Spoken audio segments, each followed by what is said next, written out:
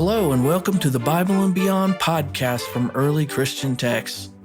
We explore historical and spiritual questions about Jesus, gender, women, salvation, healing, and the meaning of life.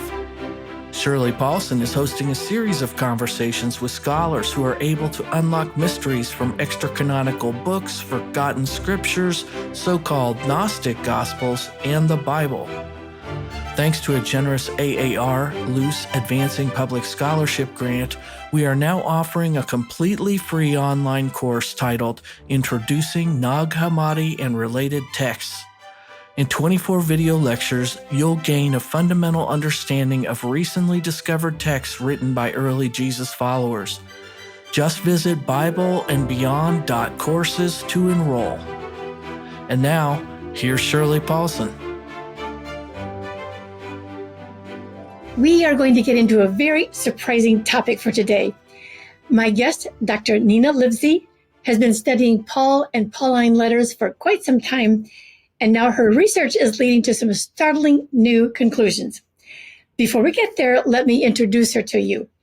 Nina is a professor emerita of religious studies at Oklahoma University College of Professional and Continuing Studies. In addition to her specialization in Pauline letters, she's interested in a variety of aspects of Christian emergence. I also have come to know Nina through our mutual work with the Westar Institute. She was one of the co-chairs of the recently concluded Christianity Seminar Phase 2. Nina has also written 3 significant monographs.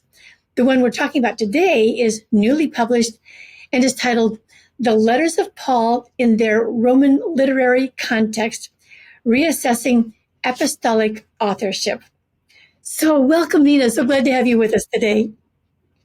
Thank you so much, Shirley. And it's great to be with you, my friend.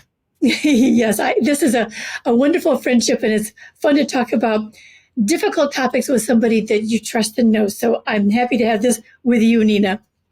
I must say, your book is a startling one. You have come up with a lot of reasons for why you doubt that Paul is actually the author of any of the New Testament letters.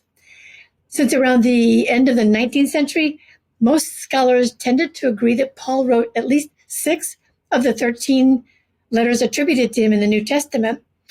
And now you think he didn't write any of them. So within the context of the next half hour, I hope that we can learn from you why you think so, and maybe something of what these implications might be. So maybe you can start by telling us why you first started to doubt Paul as the author of these 6. Well, thank you for the question. So it was around 2018, actually, that I first began to doubt that Paul wrote any of the letters. And it was in 2018 that I started research for the book that was published. So to explain, and a little backdrop for your audience, much of Pauline scholarship finds that actually 7 letters are considered authentic, written by Paul, and genuine correspondents actually sent letters. Paul sent these letters out. And those are Romans, 1st and 2nd Corinthians, Galatians, Philippians, 1st Thessalonians, and Philemon. But I gradually came to have a different perspective than this dominant one, that those are genuine letters.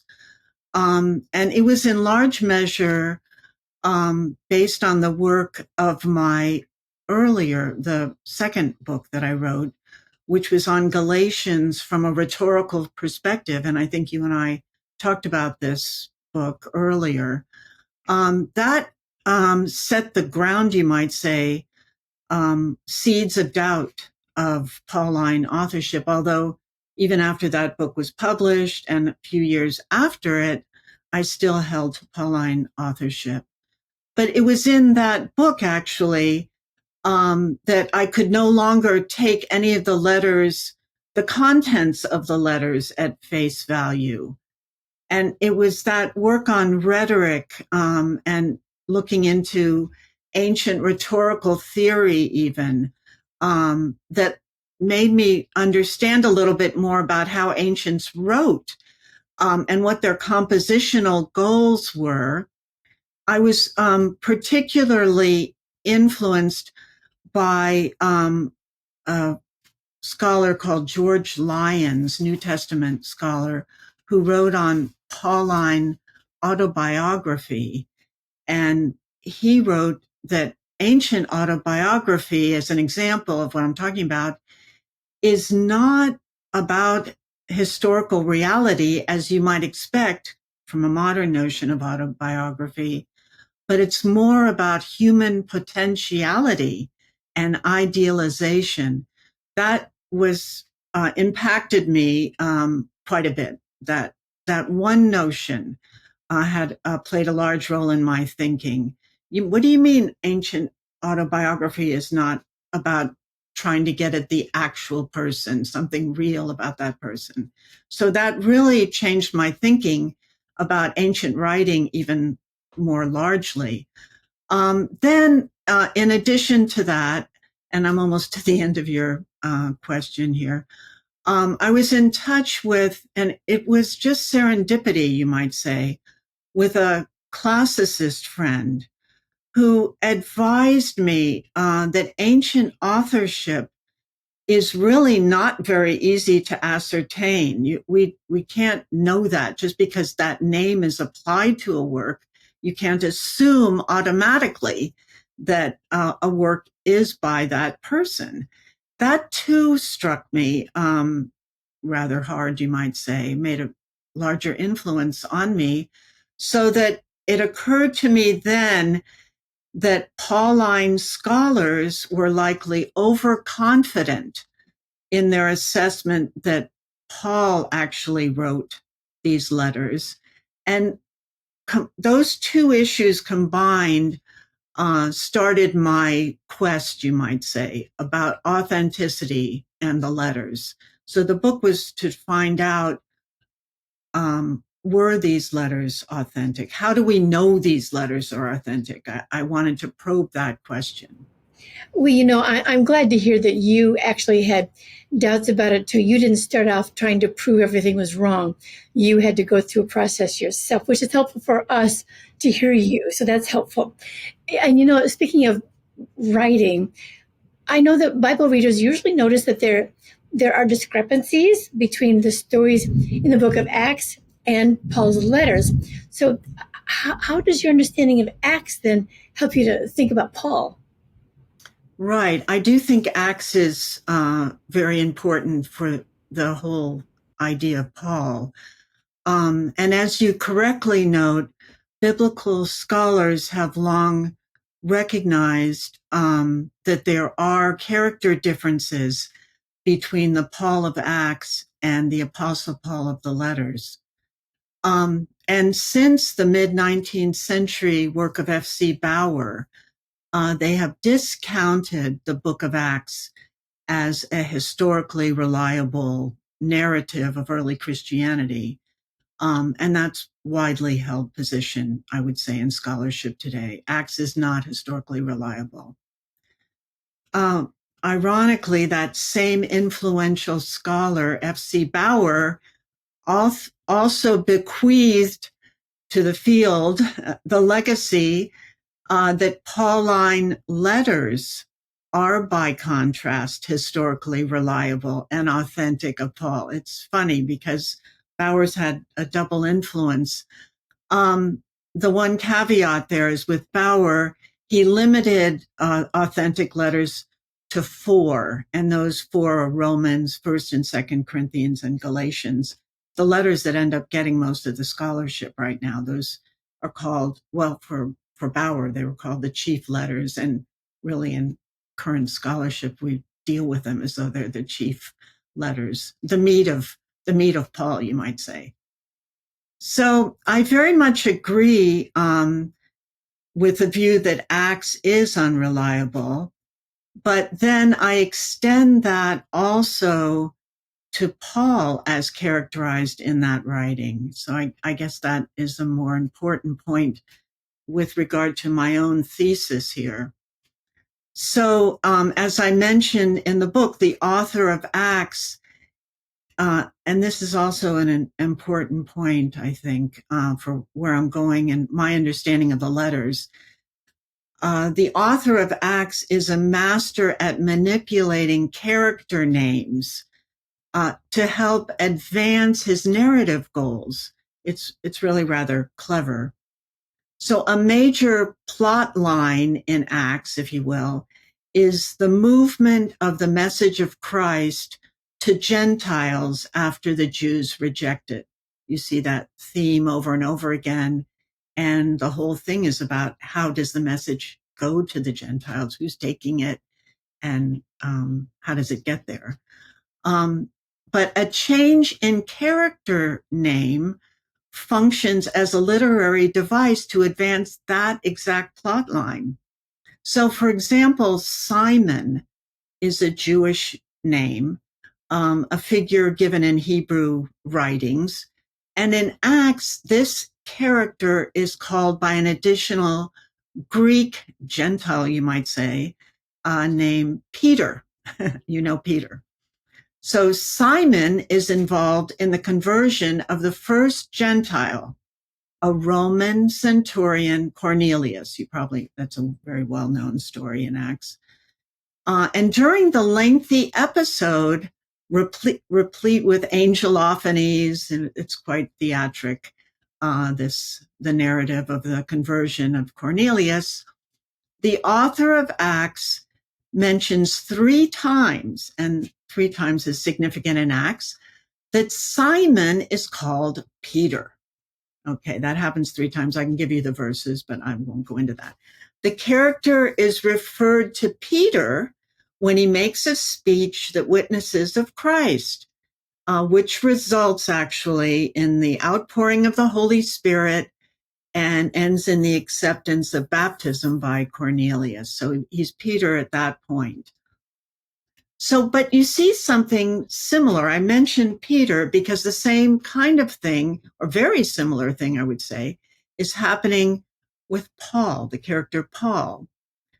Yeah, so we tend to say Paul is a unique person and operated differently from a lot of other characters. But the same treatment you see with Paul. So we see this character, Paul, who goes from Saul, not Simon and Peter, but Saul to Paul. Saul is certainly a Jewish name and associated, moreover, with this flawed King Saul in the book of Samuel. And then he goes to Paulus in the Greek, a Roman name, with his first miracle, which happens to be the conversion, again, a conversion of a Roman Gentile governor of the city of Rome, an important figure, in other words, Sergius Paulus. And I think the name Paulus is significant there. So it's reasonable. I mean, it's not a big leap, literary leap, to see the connection between Paulus and Sergius Paulus. Okay, so it seems reasonable to assume that's how how Saul becomes Paul. He takes that Gentile, the Gentiles' family name for his own cognomen or nickname. Okay. But both episodes, the Peter episode and the Paul episode, are similar and part of the author's strategy to narrate the movement of the message of Christ from Jew to Gentile. So character names make that happen. But Paul is also important in Acts, very important, I would say, because the entire last half of Acts has to do with Paul. It's like all the other characters roll away, and it's about Paul and his missionary travels, right? And he becomes, you might say, the hero of Acts. So I understand the Paul in Acts to be a fictive character.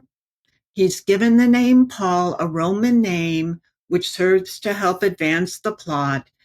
And this character, I argue, becomes later the Apostle Paul of the letters. And he is meant to be recognizable from Acts. You know that that's the same character, even though that character in the letter now has his own voice and he becomes more doctrinal. He speaks more about the doctrines and does moral exhortation to Gentiles, though. He speaks exclusively to Gentiles, where in Acts he's talking first to Jews. All the time you see Jews first and then Gentiles. I could say more, but I think I'll stop there. There's so much to say with a book, how to summarize everything. It's impossible in a short interview. Yeah, that's right. And I know, and I read your book from cover to cover, just really enjoyed it. And I know you have many, many more examples that convinced me to sort of follow this line. But for people who are still skeptical, which I imagine is just not easy to follow this, taking your word for it right now, we'll keep going. When then would you think that the letters of Paul would have been composed? And why would you think so about when they were composed? Okay, thank you for this question. So once I was able to demonstrate that authenticity of the letters was inadequately and uncritically determined, it didn't look like you could make a good case that the letters were authentic, even though it's so commonly assumed that they are. But when you dig down, that case for the authenticity is very weak and it's flawed, methodologically flawed. So once I had gone through all of that, I had determined all of that, then I looked for evidence of Pauline letters. Well, where do we first know of these letters? Where can we first say we've actually seen the letters? Well, and that is where after digging some more, I found that our first knowledge of the letters comes with Marcion, who's a mid-2nd century figure. And I determined then that the school of Marcion then was a reasonable and even likely place for the origination of the letters, that the letters are crafted there in the 2nd century in a school setting with Marcion as you might say, the school head. I also want to add here that I am not the first person to have said Marcion is responsible for the letters. And I say that because, well, it's a little bit of scholarly comfort, you might say, that I'm not just coming up with this. But this is an argument that was made in the past, earlier in the past, that Marcion seems like a likely originator of letters not deemed to be historical letters. And Marcion being in the 2nd century, not the 2nd first century. century. Yeah. So maybe you should tell us a little bit more about Marcion, since he's not in the Bible and we don't know him if we just read the Bible. So who is Marcion, and why would he be writing like this? So, yeah, it's another question and another thing I had to dig into once I landed on Marcion. And I'm not a Marcion expert. There are other Marcion experts. In fact, I'm hearing more from them since the book has been published. But with that aside, I was able to determine Marcion, you might think of him as a writer intellectual, and a head of a school, which I already mentioned, in the mid-2nd century. And there are sources that refer to him as having a school in Rome. And ancient sources also called him a philosopher and a teacher. So an intellectual, writer intellectual, I think is a good way to understand who Marcion was. His dates are thought to be between 85, perhaps born in 85, and he's thought to have died around 160, so little after the middle of the 2nd century. So Paul would have been not around if there was such a thing as Paul by then. All right, so we are going to take a very short break right now, and we'll be right back to talk about Marcion and what he might have had to do with these letters. So we'll be right back in just a moment.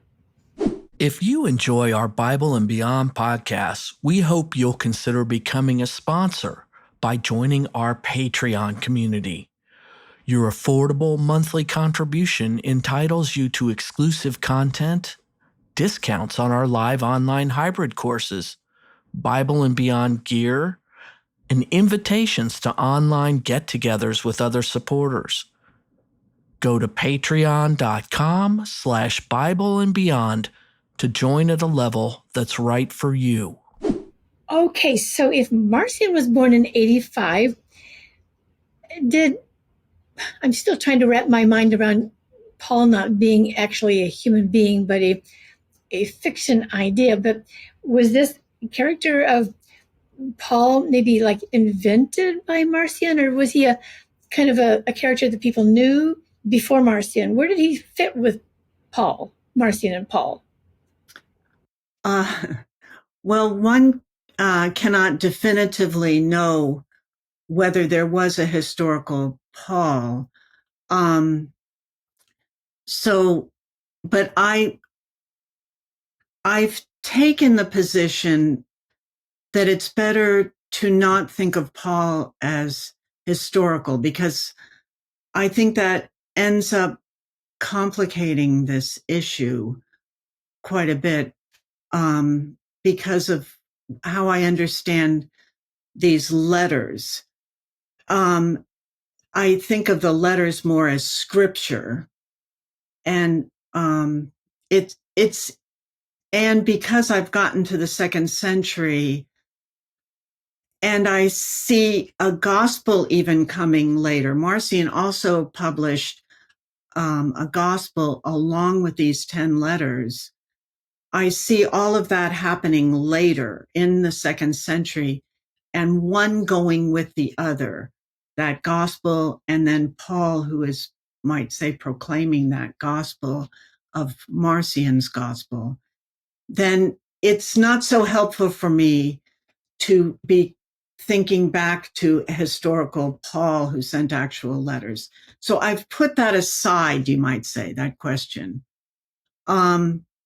And as I said, I argue that Paul was a created character from Acts.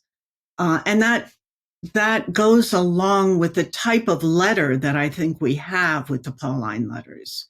You need to have a character before you have the letters. And in the scholarship, the dominant scholarship, Pauline scholarship around those 7 letters, those letters are early. They come before any other writing that we have.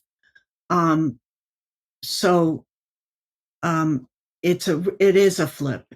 What I'm saying is quite a change in how we understand how the letters could have come about. So, one thing I sort of have to struggle with in my thinking about all this is that I've always envisioned Paul traveling around, going to these different places and sending letters to these people that he met along the way. So are you saying that then nobody talked about him traveling around until the second century? Am I getting that right? I don't actually say that in the book, but that is an implication of what I'm saying, that I don't know that anyone would have known about a Paul until you have the book of Acts, who actually comes up with the character Paul. And I also, the other thing that bears on this question and posits in some conceptions of early Christianity, again, Paul was the first writer, and he wrote to actual communities of the mid-first century. So there were Christians there in the mid-first century that Paul was already in relationship with. And I'm more skeptical about that. I don't see how you could have these communities around Jesus Christ, let's say, until you have a gospel that talks about Jesus Christ and has Jesus go through various acts, dies, and then, 3 days resurrects again. I think you need all of that before you could have communities around that notion. And so I don't think you have that gospel narrative. See, I'm not speaking history anymore. I'm only talking about the narrative. The narratives are now almost all of them are being pushed past 70. That we've had that for a long time. And now many scholars are saying those gospel stories, the 4 gospels, for instance, that we have, are early 2nd century. So I think we have to wait then, to answer your question, until we have those gospel stories. Then in my read of how these things, it would have worked, you have to have at least one gospel and the book of Acts, the Paul character, and then the letters of Paul. None of this, am I thinking, has a necessarily strong, necessary, I would say, historical backing. I'll go a little further here, and it's not anything I've thought about other than just when I'm talking to you now, to say today, in other words. This is not to deny historical Jesus. That is a question that I really am not engaging very much, even though I know Westar, it's a big question with Westar, a big issue with Westar. But I don't think my thesis, in other words, would overturn, let's say, a historical Jesus. It's just something I don't take up. I just don't think that you're going to have these the narrative until that 2nd century, if that makes any sense. Yeah, it does. That's very helpful. Well, and it's nothing that I talk about in the book either. I've gone a little off track with you. Yeah, but that's okay. That's helpful to keep in perspective here. So what, just real quickly then, what were the letters supposed to accomplish? Okay. So the letters, and I love this question that you're asking, the letters permit an expansion of doctrine or teachings and moral exhortation from an authoritative figure of the faith, rendered seemingly in his own voice. Okay, that is a 1-sentence synopsis. Very and good. Paul's relationship to the letters remains very important. Uh-huh. So those letters are important because of that figure Paul, and none of that changes. Yeah. So then this might be a good time for you to explain the importance of the genre of letters in antiquity. Like, why would these writings come in the form of letters if they weren't genuine letters of Paul? That's a good question too, and that's something I've been thinking about a lot once I got into this. Is wow, why did they pick a letter? Yeah, right. So I delved into that scholarship as well, as modern epistolary scholarship, and I found out that, well, a letter is different from a treatise. It's actually more inviting to a reader, a secondary reader. It seems more casual than a treatise. I said before, the letters are doctrine, but they're not doctrinaire, you might say, because they're in the form of a letter. And there's more to this then. So they're more attractive to readers, other readers, not the correspondence parties, but people who are coming onto the letters, reading them secondarily. They're attractive to those secondary readers, you might say us,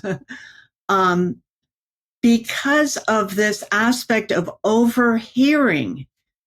We're overhearing a conversation that is ostensibly not meant for us, but for somebody else. And that overhearing is seductive for people. I mean, if you could think of that, you're in a restaurant, you hear something interesting at the table right next to you. It's like, hey. So it's a common human condition, you might say, or response to be curious. And letters play on that, you might say, this overhearing. So that's kind of interesting with a letter. Yeah. And one auditor made a very interesting comment hearing me speak elsewhere. And so I repeat what he says.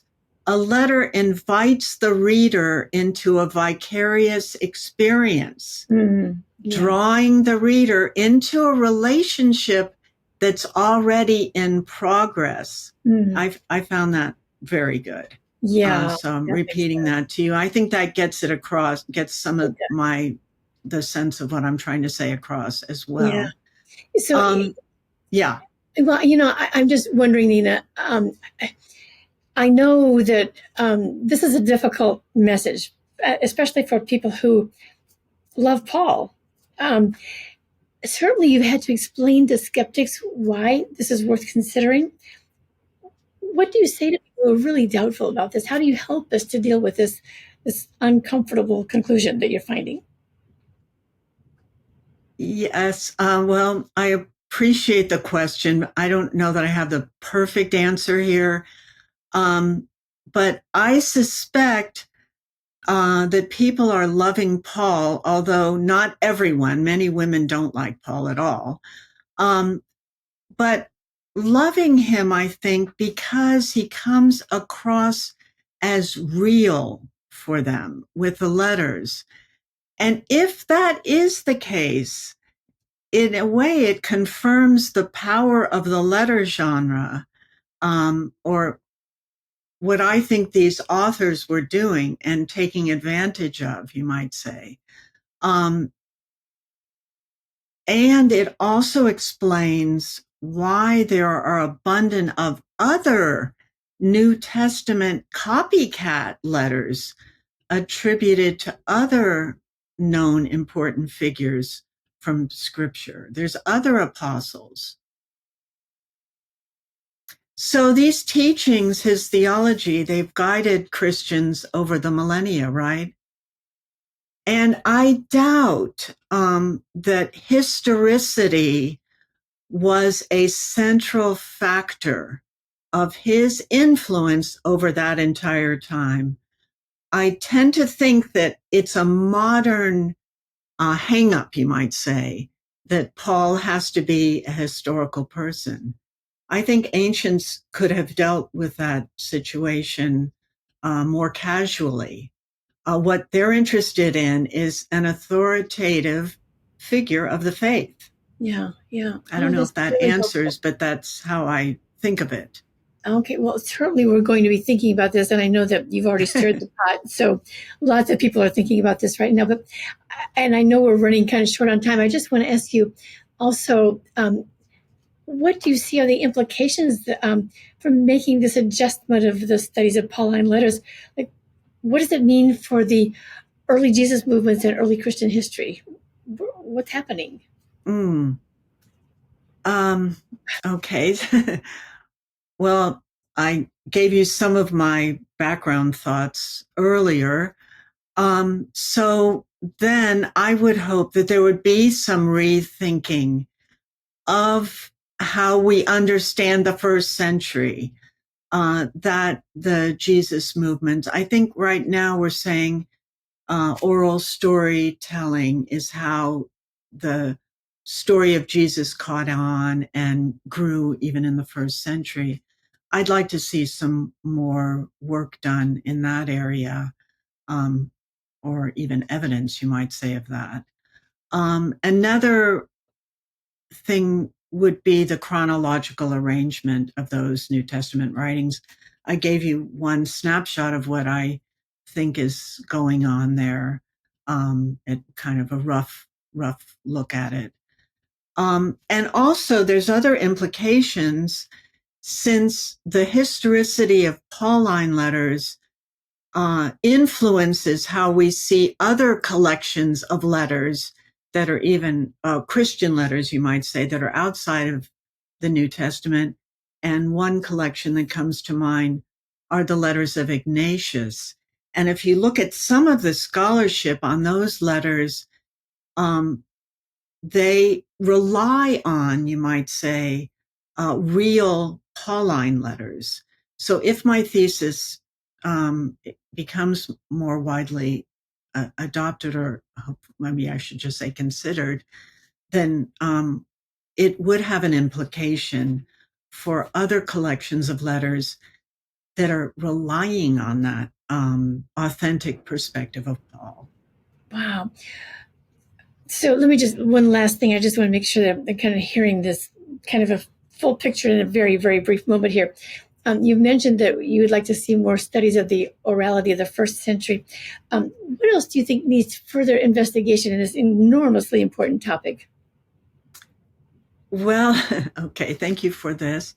So if Acts and the Gospels and now the letters are seen as products of the second century, if we see this flourishing, you might say, of Christian literature, and I would say flourishing of Christianities, or some kind of newness that's happening in the second century, then I would think more work needs to be done on the why of that. So what is the social and political motivation then?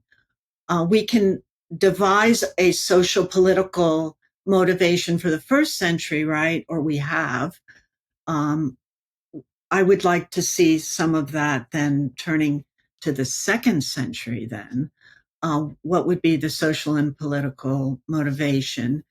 And I've argued in the book, the last chapter there, posited that final Jewish revolt, that Bar Kokhba revolt of 132 and 135, that dealt a death blow, a definitive death blow to the temple cult, you might say, and even to the kingdom of Israel. And I'm using that term intentionally. The kingdom, it was a political state as well. So that was a big loss. And so now you have this Christian literature being written exclusively under Roman rule, right? There isn't any Jewish overrule going on now. So how does that play a role in all of this? And then it would be interesting to see more about how are these works actually written, more about the school process, the writing process, the sharing of documents. You see these interrelationship between the Gospels and Acts and the letters. How did that happen? The sharing of information and the placement of all of that. Was it all in Rome? Where did all of this take place? I think that would be something interesting to pursue as well. Oh, Nina, oh my gosh, I know we could talk to you for hours and hours on this topic, because this is going to go on forever, but you've whetted our appetite. I want to remind people that the name of your book is The Letters of Paul in Their Roman Literary Context, Reassessing Apostolic Authorship. It's an astonishing book. It's an astonishing topic.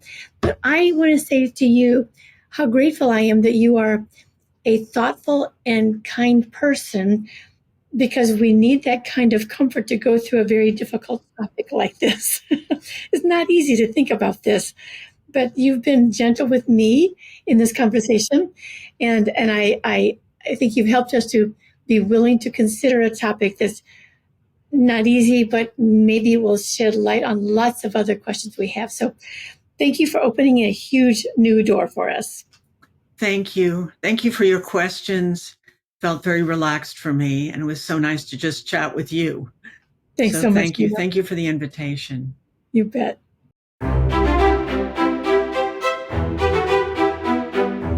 Thank you, listeners, for being with us today. Be sure to check out the details from this episode by accessing the show notes on our website, earlychristiantext.com/podcasts. Or just come browse around the website to find loads of other content, including blog posts, articles, online courses, our monthly discussion series, and more. We hope you'll consider supporting the work of producing online resources related to the incredible records left behind by the earliest followers of Jesus. You can become a supporting member by joining our Patreon community at patreon.com/BibleandBeyond. We love hearing from you on social media. Find us on Facebook, X, and YouTube by searching for Early Christian Texts. We'll catch you on our next episode of the Bible and Beyond podcast.